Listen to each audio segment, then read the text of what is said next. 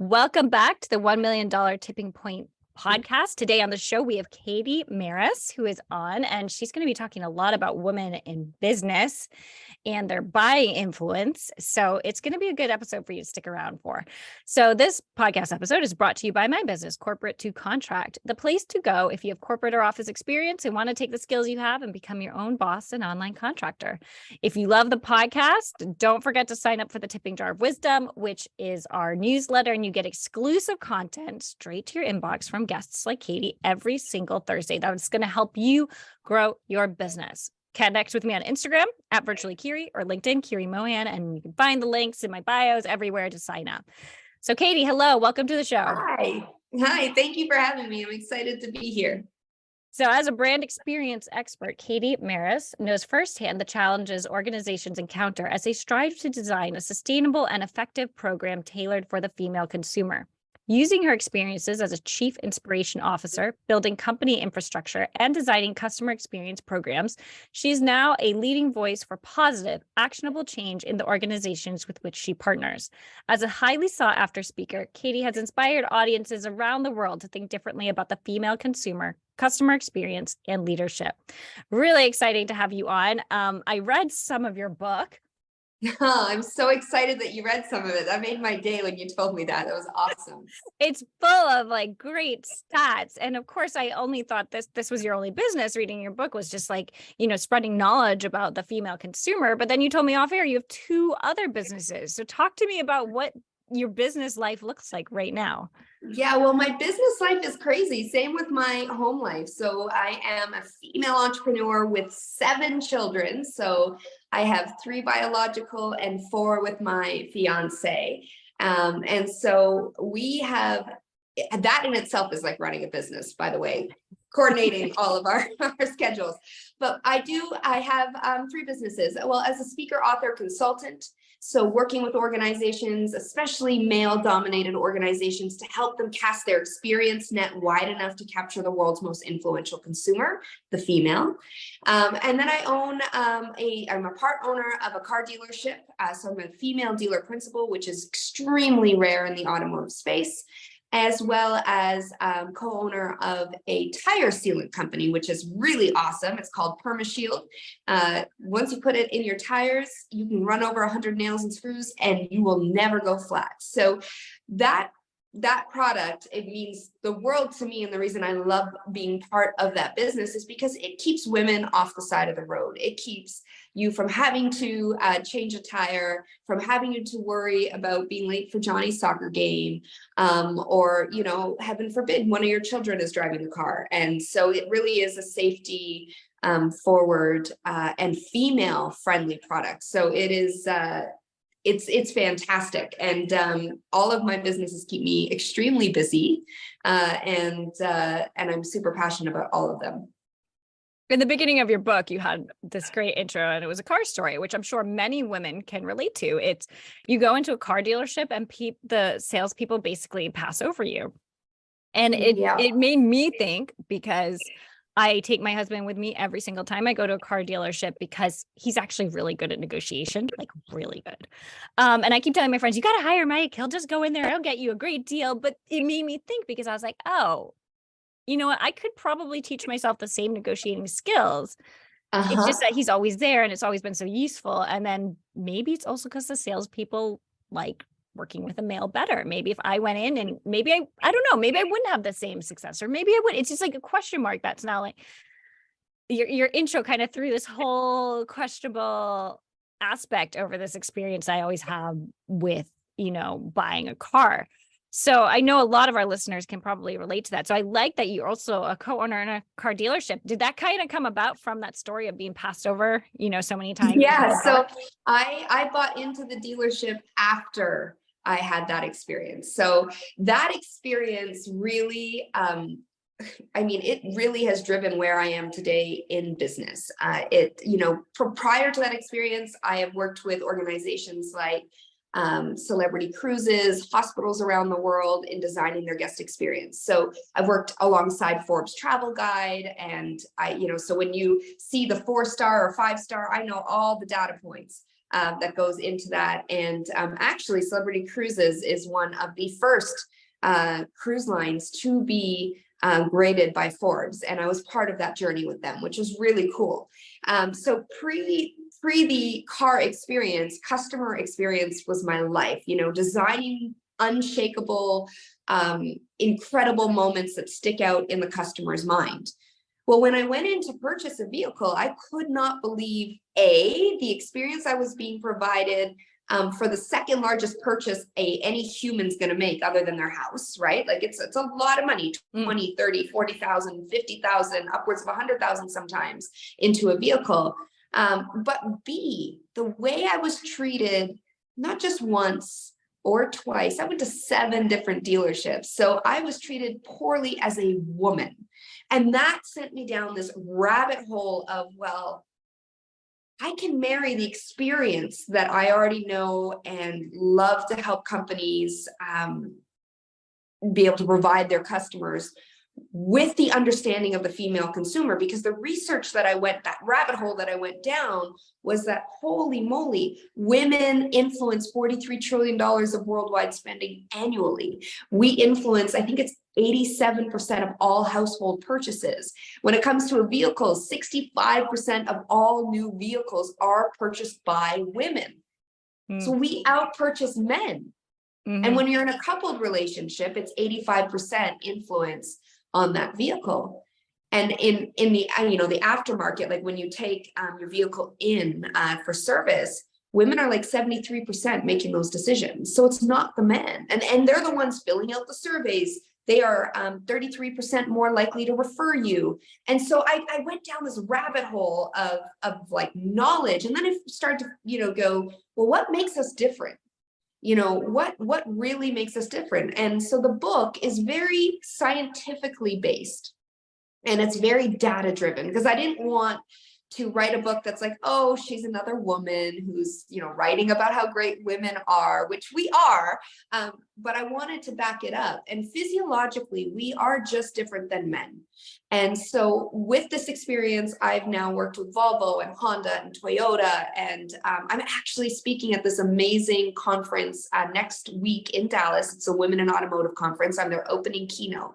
Oh, cool. I'm speaking to an audience of women on how to almost drop the gender gap and how to make a change in their mindset so they can have control of their success and not wait for the industry to get on board with diversity, equity, and inclusion. So that's what I'm going to talk to them about. And with that, I thought, okay, if I'm really going to, just what I preach, I better get into the car business in a real way. And so I bought into a dealership, and it's amazing the experience we give them.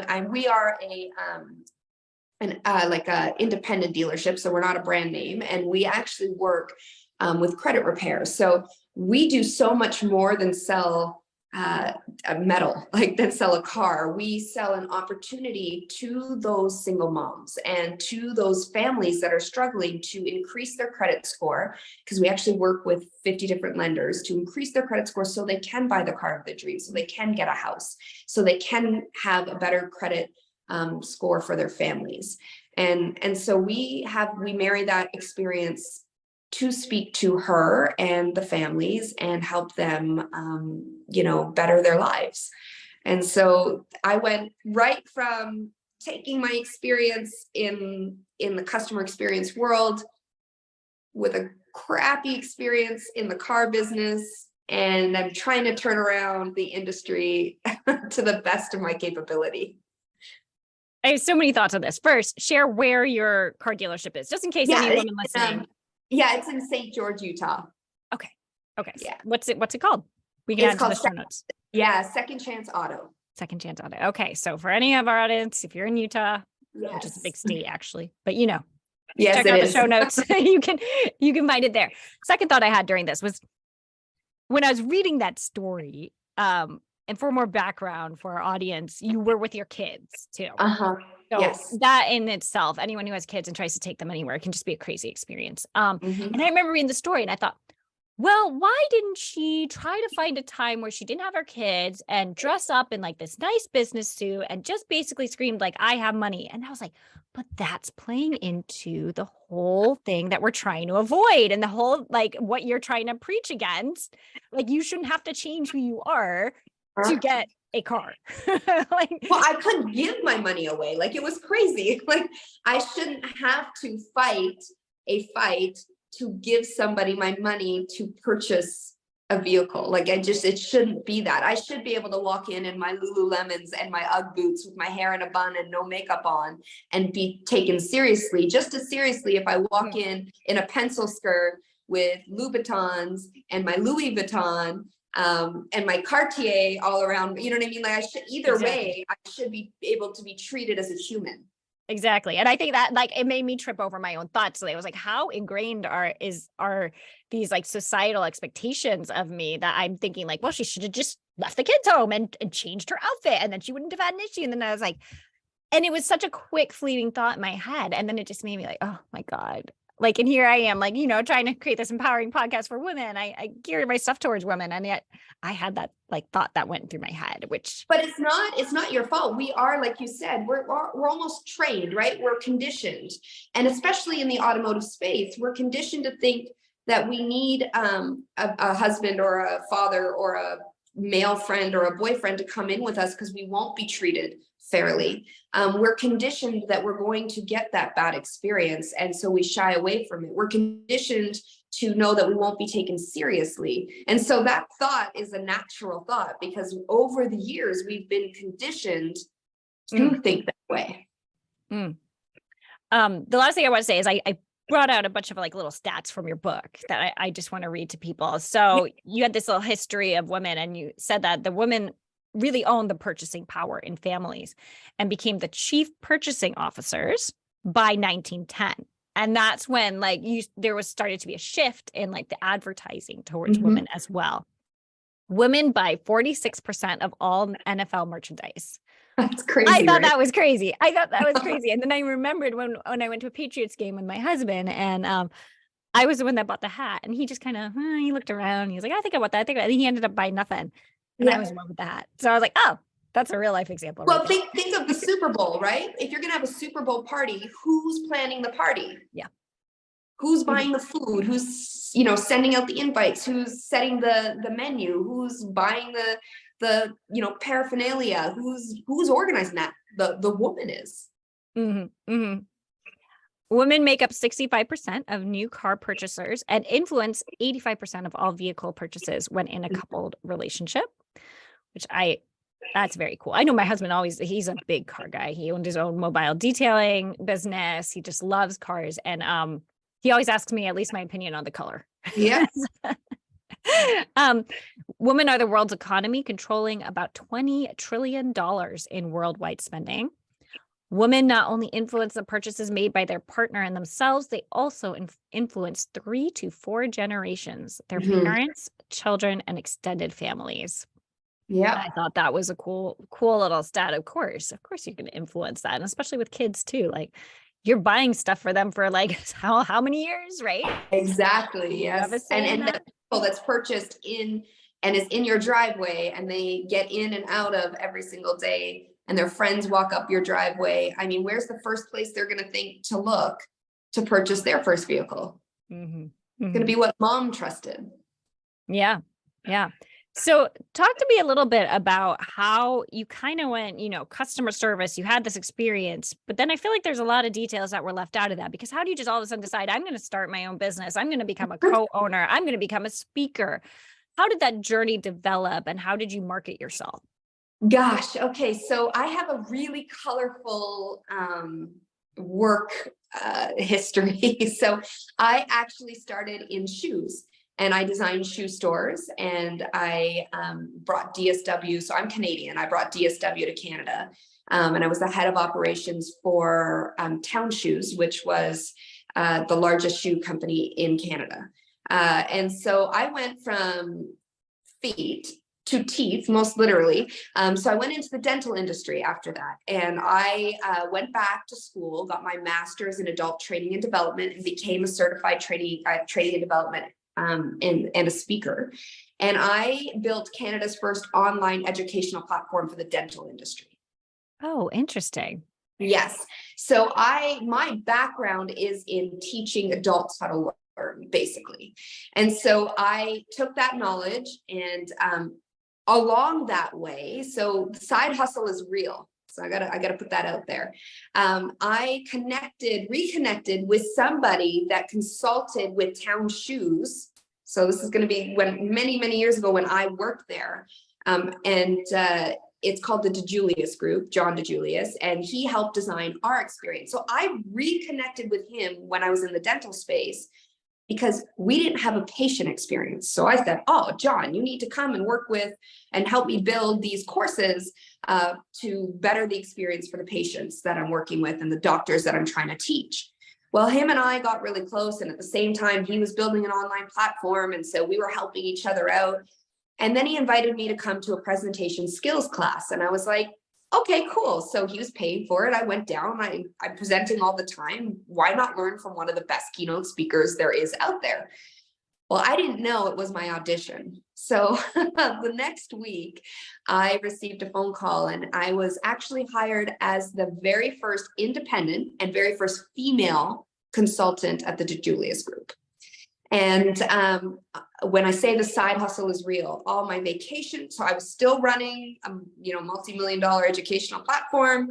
On my vacation, I had 3 kids. I have 3 kids, but at the time, 3 kids, just finished school. So all my vacation time, my sick days, that was all dedicated to becoming a speaker and a consultant. Mm.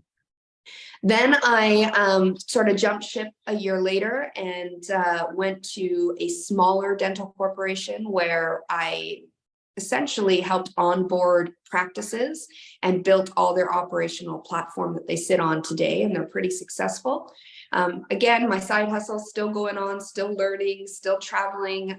It was about 3 years of working nonstop.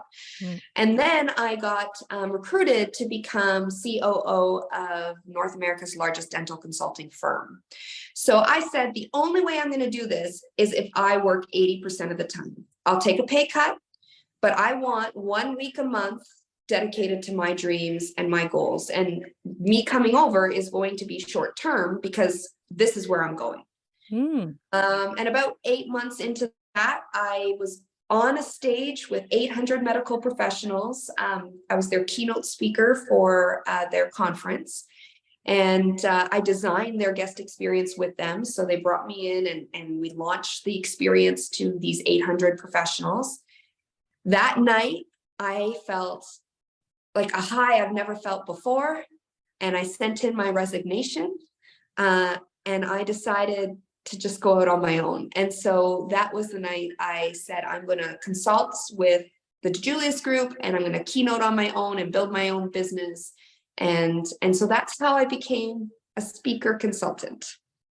So then from there, you were able to just kind of shift when you felt a shift coming or when you were trying to do the customer experience and all of that. Okay. Yeah. That's really helpful. I think that's great for people to hear because in today's day and age with social media and seeing all these entrepreneurs out there, I think a lot of people think it happens within like 6 months, right? No. Especially if you're working full time, they think like, oh, well, somehow I'm going to get all my stuff together and I'm going to be doing this. But like when I coach women, I say, a lot of the times, if you want to see any real traction, you want to get there fast, you need to work 1 to 2 hours a day on your side hustle for 4 to 6 days a week. This isn't something you do like one day and you're like, okay, I've hit my, quota for the week. I'm not going to be working on my side hustle anymore. It's like every day you got to be working on it. Every day. Yeah. As much as you can. I mean, more than 2 hours would be great, but I know a lot of people Hey, and were there times where like I wanted to give up and I was tired, and were there times where I didn't want to pick up, I would get up in the morning. So your morning routine is extremely important. At least it is for me. So I'm a 5 a.m., I wake up at 5 a.m. I exercise, I do yoga, I meditate, I journal, and I read. At one point I was reading like 70 books a year because I would just dedicate that time. So were there times I didn't want to give myself, that 2 or 3 hours before the kids woke up to dedicate to my growth and my side hustle? Of course. I mean, I'm human. I get tired. Were there times that I didn't do it? 100%.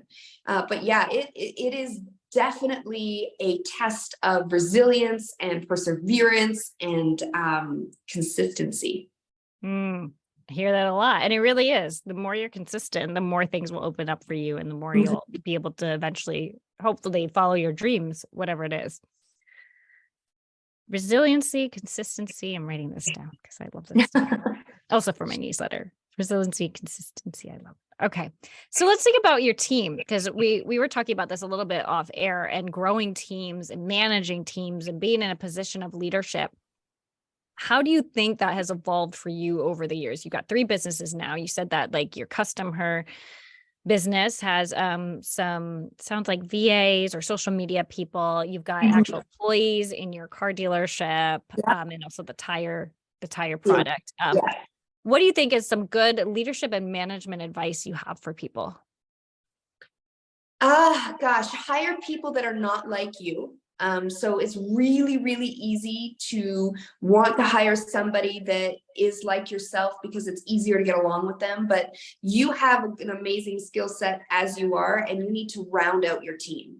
So be humble enough to know what your weaknesses are and hire people for those weaknesses. And then trust enough in them to pull their weight.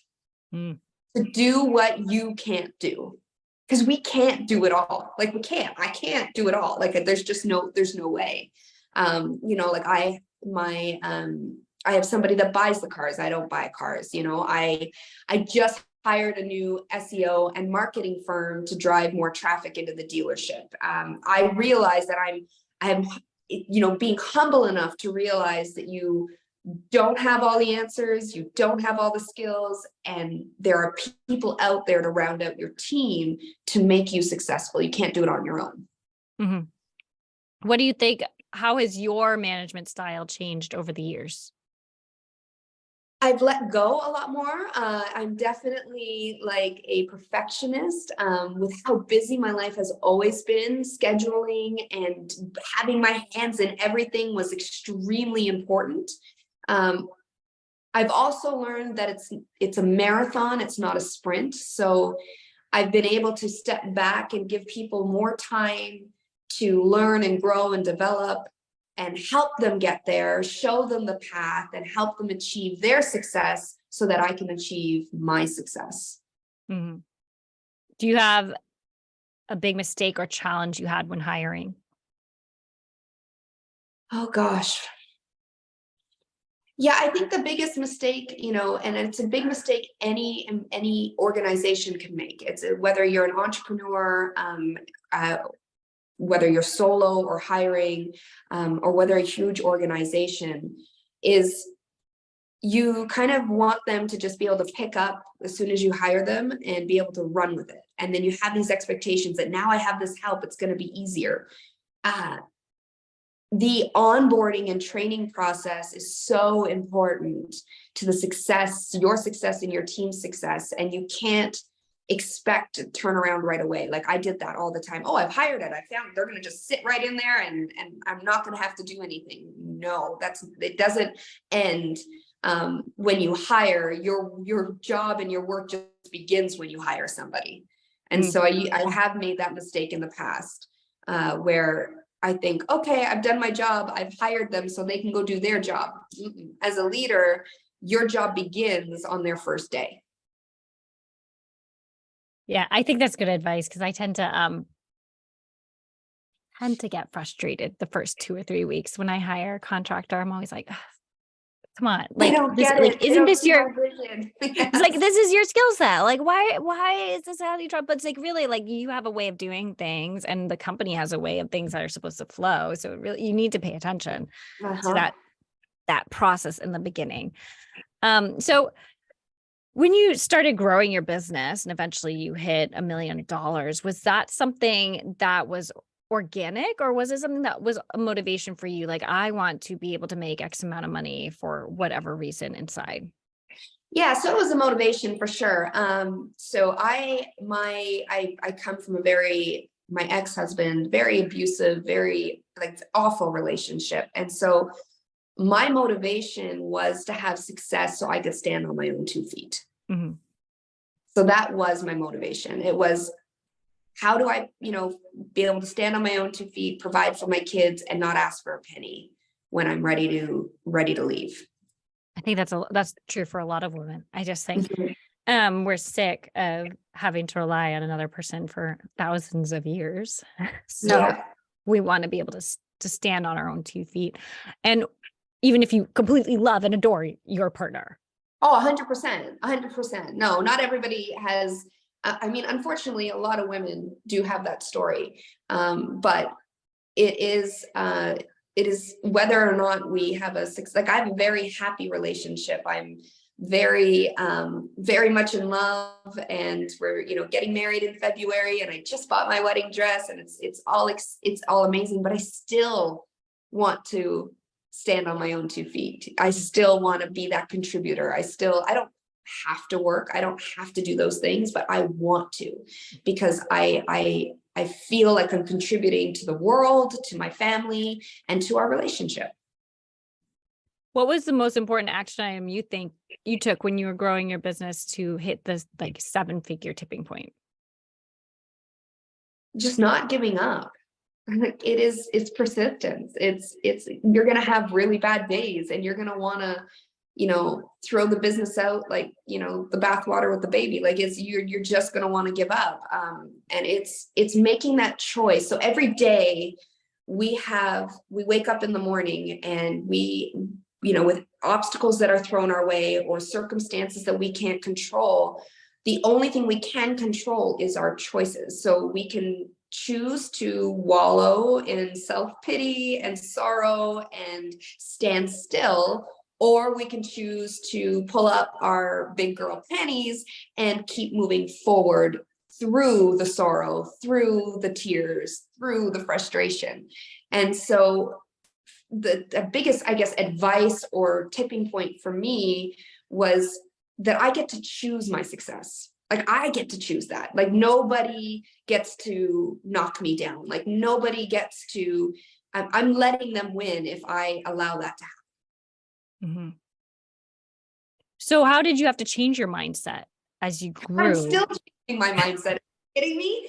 I'm not there yet. I haven't arrived. I don't know that I ever will arrive. I'm writing, as I was telling you off air, I'm writing this keynote, and for women, or maybe I said it on the podcast, but I'm writing this keynote, and I'm going to go up on the stage and tell these women my story, and how they have choices to let the industry dictate their success, or choose to dictate their own success, and switch their mindset. It's a choice you make every single day. I don't know that I've arrived, or that my mindset has completely shifted. I deal with anxiety on a daily basis, and every day I have to choose to cry or not cry, to cry and dust off my knees and keep going. And so I don't know that I will ever arrive, or that we as humans ever arrive, because we're not perfect.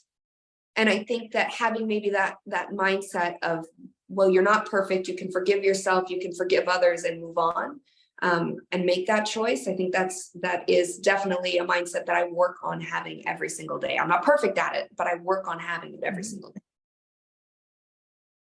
Oh, that's so true. That's so true. And like sometimes you need a good cry though. And like you said, you got dust Oh, off I your cry knees. all the time. Yes, all the time. It's like my best thing that I do. I let it all out.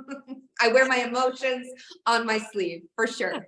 I'm starting to try to learn that it's okay to just like feel random things. Like even if it's good, like sometimes like I'll get too wrapped up in something I'm really, really excited about. And I'm like, this is dominating all my attention. I can't focus on anything else. And then I tell myself, well, okay, that's fine. Like you're really That's excited. okay. It's okay. When did we learn that we have to be like not so excited, not so sad?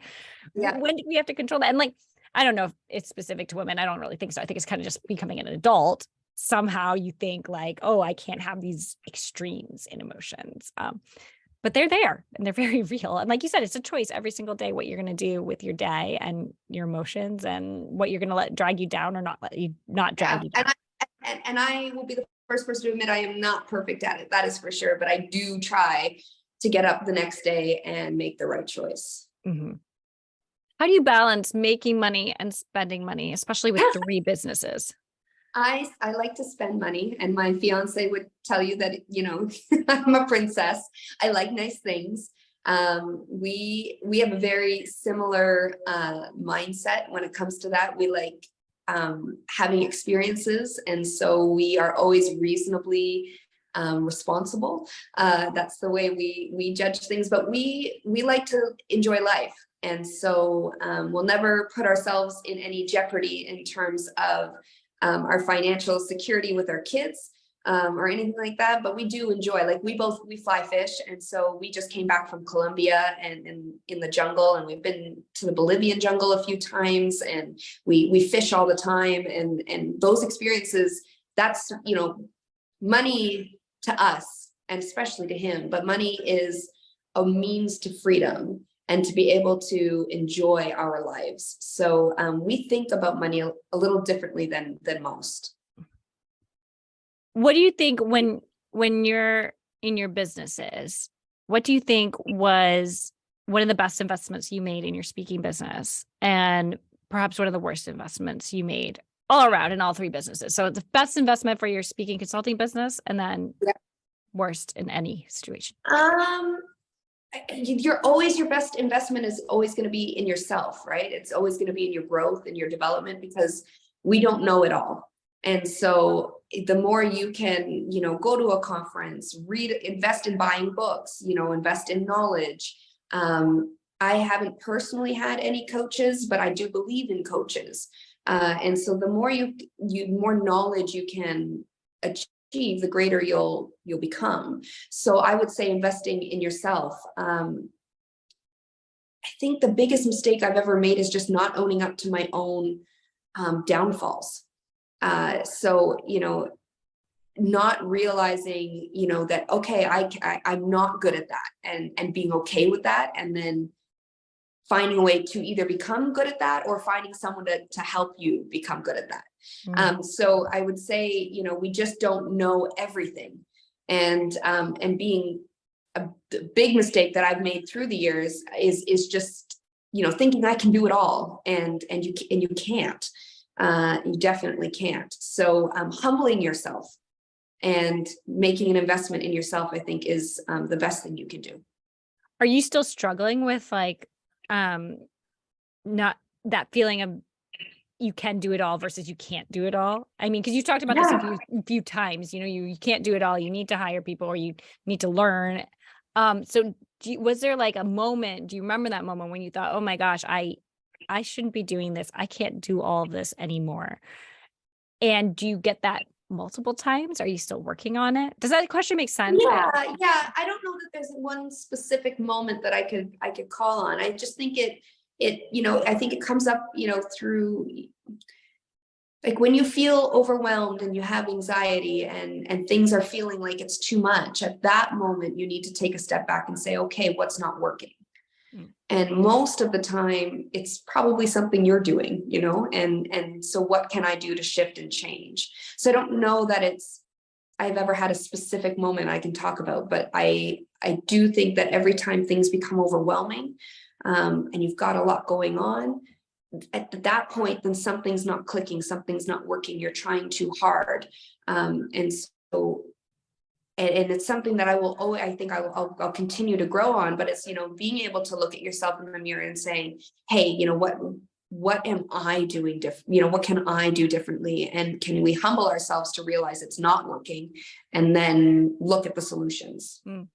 You actually answered it perfectly. That's what because I was trying to think of our audience, and like a lot of them are in the process of growing a business, and they're thinking like they have those, I need to do everything mindset. So I was just looking for like, how do you know when it's time to just like back off from that and maybe look at other options? Can you talk to me about a time in any of your businesses that you had a client that was unhappy, and how did you rectify it? Yeah. So being a customer experience expert, the service recovery experience is almost more important than the customer experience itself, because when you recover from a poor experience, you've almost guaranteed to win a customer for life, because you handled it well. And so that's saying, the customer's always right. Well, in a way, they may not always be right, but their feelings and their perspective are their feelings and their perspective. And so one of the biggest advice or counsel pieces I can give is to apologize for how they feel, how they perceive the experience, and then ask the questions as to how we can rectify it. It's important to have the dialogue, and I've talked a lot about being humble. It's important to be humble enough to say, okay, well, I know that I didn't do that wrong, but that was their experience, and perception is reality. And so what could I have done better to have made that experience better for them? How could I have tailored that experience to their needs? And that's an extremely important thing to do, especially when rectifying a poor experience or helping a customer feel better about the experience. I think I learned that early on. I was growing my team and I woke up to an email from a client who was just like so angry at one of the team members and something she had done. And it was very early in the morning. Not that that's an excuse, but I was like, and I just kind of said, like, I just was trying to understand both sides. But I regret that. I should have just been like, I am so sorry. I'm going to look into this. We're going to figure this out. Instead I was like, can you provide more details? And then like, let me talk to her. I was trying to like, be like a middleman when it's like, he actually said to me, he's like, you have an angry customer right now and you're not providing me I don't know what his word was, but it was like, you're basically not providing me the experience I want. Like you should be more like customers always right. I don't remember exactly what he said. It was like 7 years ago, but it was a learning experience. I was like, ooh, I probably like, even if I want to find out what's happening with that team member and make sure that everyone's kind of like on the same page, maybe I should have been more like, oh, of course, we're going to like make this right for you. We're going to do the best we can, et cetera. Yeah. Where do you see your consulting and speaking business going in the next 5 years? And then also your other two businesses? Yeah, so I mean, my speaking, honestly, I don't know where my speaking and consulting business will go. I do know the book is doing really well and there's a lot of interest, and I'm looking at speaking more, consulting less. Again, one of those things where I can't do it all, and how I think I can have the biggest impact in females' lives and for the female consumer is to be a keynote speaker that speaks to a ton of different industries and decision makers than just one specific. I do intend to write another book, and that is going to be more about my personal story, and it's called My Mind and Me, and the struggles that women and humans go through. Like we go through an internal battle every single day, and so how can we break that cycle? And with the other businesses, I mean, we have big goals and big plans for the tire sealant company, PermaShields. There's nothing out there like it. And the dealership is hopefully going to be a family, legacy where our oldest son will come up through there and keep it going. So it's, I've also learned that while goals and plans are extremely important, it's, making those small attempts every single day will get us there. So I'm not worried too much about, the next 5 years. I know where I want to go. So I worry more about the small steps I take every day to get there. I'm very similar. I have this like large overarching, but if you ask me like, it's all like, okay, how am I going to take a step within this month to get there? And even this week, what am I going to do to get there? It's very like, I don't even have business plans, which I probably shouldn't say, but like, I don't really have my them. fiance will always say, he says, you only care about the moment, the right now. And yeah, I do. I care about all those little moments.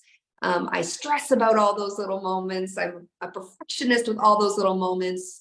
One, because I create epic moments. I help companies create those moments for customers. I do it. I've done it for my kids. But also those little moments strung together lead to really big things. And so I care about the moment a lot. And that's probably one of my, biggest strengths and biggest weaknesses, right? Because sometimes the moment needs to be let go. And just, look at the bigger picture, look at the patterns, look at the long term. But sometimes those little moments can really amount to something big. So it's finding that balance. If you could distill your advice down, what advice do you think you have for women as they try to grow their business and hit that $1 million tipping point? Why do you think some women hit roadblocks and are not able to grow their business as large as they would like to? I mean, I think, women or humans in general, and this is, I keep going back to this keynote I'm going to be giving next week in Dallas. We're going to always have obstacles. And for women, I mean, the obstacles we have are different than men. We have gender bias, and, we have to look at equal pay, and, there's microaggressions, and there's sexual harassment, and there's just these obstacles that women have. The reality is, at least the way I look at it, is, still 80% of the world's decision makers are still men, or like 78%. And so I think we need to stop focusing on the obstacles we have and on the barriers, and choose to focus on our mindset, choose to focus on what we can do versus what is stopping us. And so that would be my biggest piece of advice, is when a roadblock or an obstacle is thrown your way, have a what if mindset. What if I did this? Like a solution driven mindset. What if I could do this, versus feeling deflated and defeated, and letting that kind of take over. Have a solution mindset. I like that. So here's your moment. Share with us where we can find you, all your websites, your socials, anything like that. If any woman wants to connect with you and understand more about you and learn more about you, or even try to chat you up, where can they find you? Yeah, so I'm on Instagram, Facebook, LinkedIn. It's just Katie Mares. K-A-T-I-E-M-A-R-E-S. It's you can Google me, it'll all come up. My website is katiemares.com, so pretty easy. And on Amazon and on my website, you can hit up Custom Her Experience and purchase that there. And the Audible version is coming out soon, so I'm super excited about that. Did you record it? The audio? I did. Oh, yes. Fun. Yes. I actually thought of a question briefly before we get to our last question. What argument do you have against some people? And this is a touchy subject, so we might cut this out. We'll see. There's, a movement right now that is very much like there are no real gender differences a lot of times. Like, we are kind of the same. And obviously you're geared towards women. My business is geared towards women. Like, how do you kind of work with that or against that if people bring that up? Yeah, so we are physiologically different. Like, we are built different. Our limbic brain is double the size of man's. We communicate with creativity and logic. Men just communicate with logic, one side of their brain. We communicate with both. We have more gray matter, connecting our neurons, which helps us see patterns, connect patterns more quickly. There are a lot of actual scientific and physiological differences between men and women. However, I do think that this, and it is a touchy subject, but I do think the focus on gender and the focus on inclusion and the obstacles we have are actually not going to close the gap anytime soon. We can't force organizations to create these environments, which, by the way, they should. Study after study shows that they will be more profitable for creating a more, diverse, equitable, and inclusive workplace culture. But if we as women just showed up and did our best job and gave it our all, and I believe we can actually, because majority of the decision makers are men, I believe.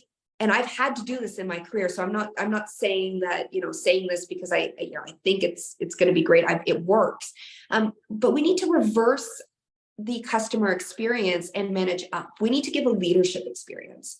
These leaders also have the weight of the world on their shoulders. They have deliverables to deliver, not just for whether it's their own business, their family, or somebody else's family, but also the families of everyone they employ.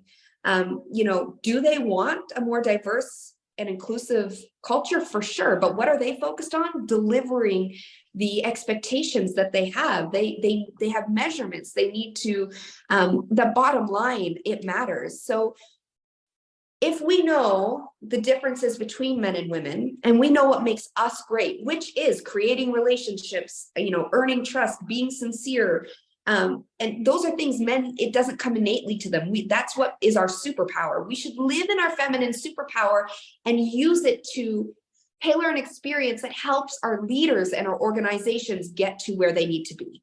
Rather than focusing on us and our, what is in our way. Imagine if we focused on how do we help them get where they want to be. And we focused on just showing up as an amazing employee, as an amazing entrepreneur, as an amazing female, that really helps these organizations. Essentially, if we took gender out of the conversation, we'd close the gap much quicker. If we focused on goals and standards and how we show up every day versus woe is me and the culture's not right and these are my obstacles. If we focused on the solutions, we would close the gap. We would put deposits into the inclusion bank account.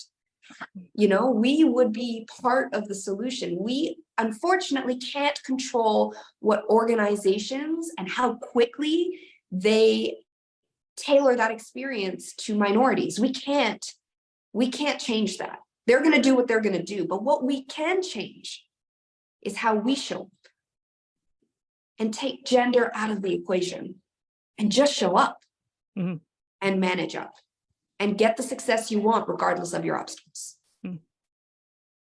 I love that. That was powerful. And for our audience, if you watch this on YouTube, you'll see Katie getting that was the most passionate I saw you get all interview. It was right there. It was beautiful. It is a touchy subject. And it's unfortunately, or fortunately, I don't know, I keep saying unfortunately, but the reality is women, we get in our own way. We close doors on other women. We don't help other women because we have a scarcity mindset. And we can't look in the mirror and say, well, maybe I could have shown up different. And so let's become unstuck and untrapped and get out of our own way. I mean, I didn't get to where I am in male dominated spaces because I made excuses. I got to where I am because I learned how to tailor that experience to the people I was delivering it to. Yeah. And you can see that on all of your branding, everything. Your book just is a good example of that. Oh, thank you. Thank you so much for a good conversation. Can you share with us what is one philosophy, mantra, or quote you try to run your business by? A leader is someone that knows the way, shows the way, and helps you achieve more than you thought was possible. Good. I love it when I hear an answer that I've never gotten before, because sometimes I get something that's kind of similar. People are kind of along the same mindset, but that's totally different. I like it. Thank you. So thank you again for joining me on this interview, Katie. And if you're listening to this and you're in the audience, you found it informative and valuable, please do us a favor, grow the show by sharing it. Find one person who wants to grow their business and will benefit from what Katie said and open their phone and tap whatever they listen to their podcasts on. So until next time, you can find me on LinkedIn or tag me on Instagram at Virtually Kiri, and be sure to sign up for our newsletter where you will hear the actionable advice from Katie on how to grow your business today.